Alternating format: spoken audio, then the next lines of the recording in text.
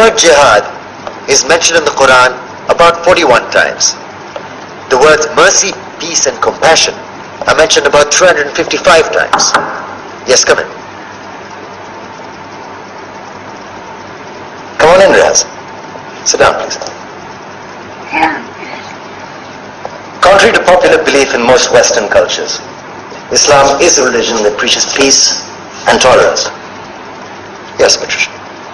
If Islam truly is a religion that preaches peace, then how come the world's most troubled spots, the West Bank, Afghanistan, Pakistan, Iraq, they're all plagued with Islamic terrorism? Well, that depends on your definition of terrorism. Some might argue that the US invasions of countries like Iraq and Afghanistan are also acts of terrorism. No, those were acts of war to get rid of despotic regimes. Or a means of getting at a country's oil. Conspiracy theories. Well, Mayor? Yes, please. Go ahead, Riaz. Mr. Khan is right. I mean, if we're talking about terrorists, the world's biggest terrorists are the white superpowers.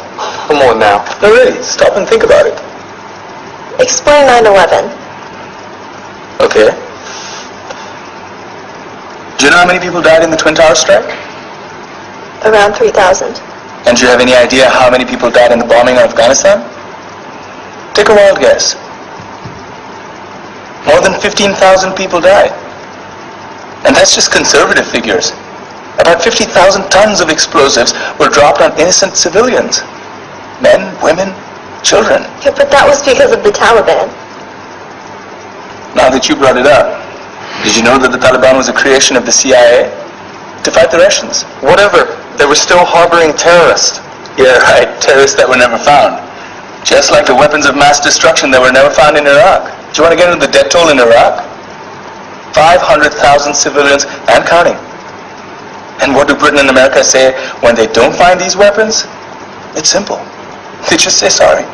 And still refuse to relinquish control of these countries. What are you trying to say? What I'm trying to say is that just because you're American, wear a fancy suit, and call yourself the president, doesn't make you any less of a terrorist.